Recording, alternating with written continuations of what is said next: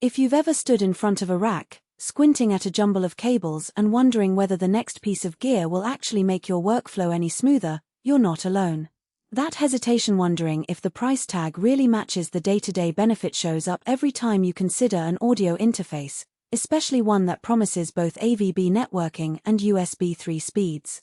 In this review, I'm going to walk through what it's like to use the RME Digiface AVB in a real studio or live stream setup, point out the hidden trade-offs that most spec sheets hide, and help you decide whether it fits your needs. Link is in the description if you want to check the product details on Amazon. First, let's talk about the environment where the Digiface AVB actually shines. Imagine a mid-size project studio where you already have a DAW running on a laptop, a couple of outboard compressors, a set of monitor speakers, and a headphone mix for the artist. You need to bring all those analog sources into the computer, send a few mixes back out, and you'd love to have a single cable that can also keep the whole system in sync over a network. That's the niche RME designed for, a 128 inches 128-out audio interface that works over AVB, audio-video bridging, as well as a USB 3 connection. In practice, the device sits on the desk like a small rack unit, draws power directly from the host PC, and becomes the hub for all your analog I/O. The most immediate practical strength is the sheer channel count. With 128 inputs and 128 outputs, you can route 64 stereo pairs, or any combination of mono and stereo channels, without ever needing an external breakout box. For someone who records a full drum kit, multiple guitars, a live piano, and wants separate monitor mixes for each performer, this eliminates a lot of patch bay hunting.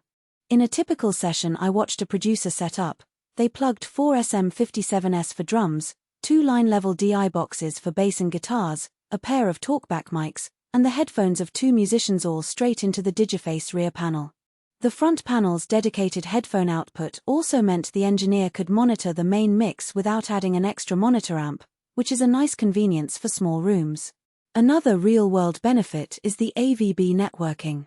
If your studio already runs a Dante or AVB network for video and audio distribution, the Digiface can be another node, syncing clocks across devices without relying on the internal USB clock. That removes the dreaded clicks and pops that sometimes appear when you're mixing across multiple interfaces. In a live stream scenario, a user I talked to used the Digiface as the central hub for a 12-channel podcast table, feeding each participant's MIC to the computer and sending the mixed program back to the audience over the same network. The AVB clock I/O gave them confidence that the audio stayed in lockstep with the video feed, something a plain USB interface would struggle with at that scale. Now, let's look at the practical weaknesses, because they're where the value proposition can wobble. First, the reliance on a PC for power means you can't easily take the Digiface on the road as a standalone field recorder. If you need a truly portable solution, say, for recording a live concert on location, you'll have to bring a laptop and a dedicated power source, which adds bulk. Second, while USB 3 promises low latency, the actual numbers depend heavily on the host's driver stack and the operating system. Users on older Windows builds have reported occasional driver stalls, which forces a reboot of the interface to recover. That's not a deal breaker for a studio that can afford a workstation, but it does mean you need to keep your system up to date. The headphone output, while convenient, is a single channel with a modest 100 mW power rating. If you're trying to drive high-impedance headphones for critical listening, you'll likely need a dedicated headphone amp. In the studio test I observed, the engineer switched to a separate amp for the main mix, keeping the Digiface headphone jack only for the musician's cue mixes. So, if you rely on one headphone output for both monitoring and mixed artist, you might find it limiting. Another trade-off that slips under the radar is the physical layout of the rear panel. All 128 inputs are organized in a dense grid of 3.5mm jacks. For a seasoned integrator, that's fine, but for someone who's still learning signal routing, the sheer number of connectors can be overwhelming.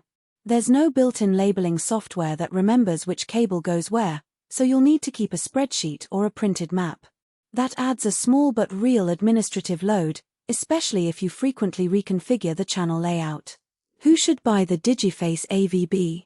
If you are a project or semi-professional studio owner, a post-production facility handling multi-track video, or a content creator who needs to manage dozens of inputs and outputs with reliable network sync, this device is a solid investment. Its 24-bit 192 kHz audio resolution is more than sufficient for most music and broadcast work, and the built-in clock I/O gives